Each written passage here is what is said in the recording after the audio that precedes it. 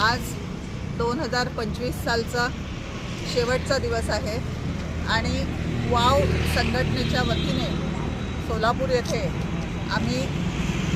जेवढे पण रस्त्यावरती थंडीत कुडकुडत जे पण आपले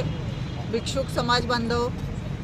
झोपलेले असतात किंवा रस्त्यावरती शेकोटी करून बसलेले असतात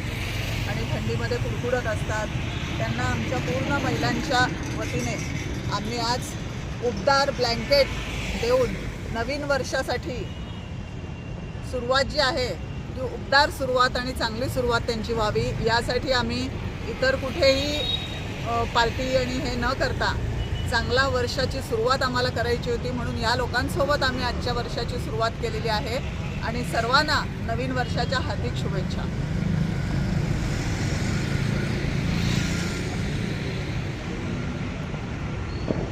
खरंच त्यांना पांगलीची गरज होती, बिचारी ती पांगली पण आहे.